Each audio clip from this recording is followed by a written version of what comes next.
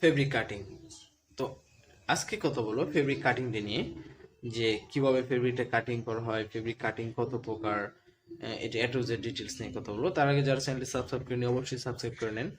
তো fabric cutting হচ্ছে দুই প্রকার, একটা হচ্ছে ম্যানুয়ালি কাটিং আর একটা হচ্ছে আপনার ওই যন্ত্রের মাধ্যমে যে কাটিংটা আর কি সেটা।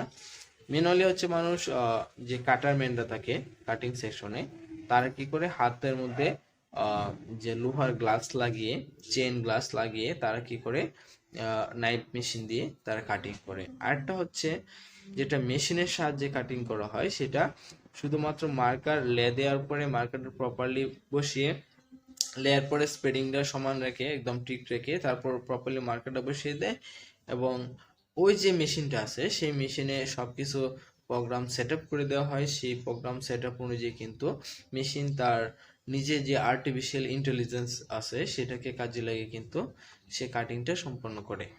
তো এই দুই সিস্টেমে মূলত কাটা হয়।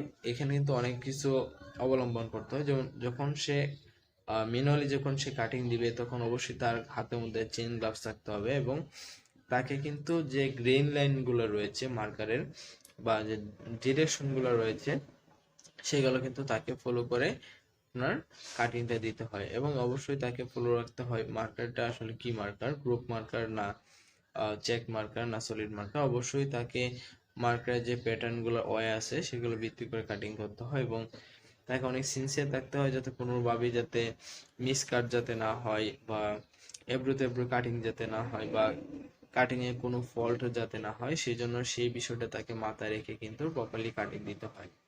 এবং এই কাটিং এর সময় যে ইলাস্টিসিটি উৎপন্ন হয় সেটা যাতে ফেব্রিকে যাতে কোনো ক্ষতি না করতে পারে সেটা কিন্তু তাকে ফলো রাখতে হয়।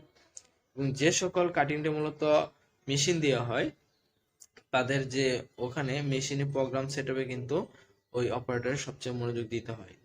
ওখানে কোনো ভুল ত্রুটি করে থাকে তাহলে কিন্তু টোটাল কাটিং এর মধ্যেই নানা ধরনের প্রবলেম দেখা দিতে পারে।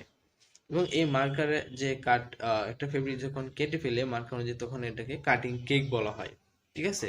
তারপর কাটারম্যান এগুলো কাটার পর কাটিং কেক গুলার যে শেপ গুলো যদি একটু অন্যরকম থাকে তাহলে তারা কি করে হ্যান্ড সিজারিং করে সেই শেপ গুলাকে আবার প্রপারলি দিয়ে দেয়, ঠিক আছে। তাহলে এটি হচ্ছে আপনার ফেব্রিক কাটিং প্রসিডিউর।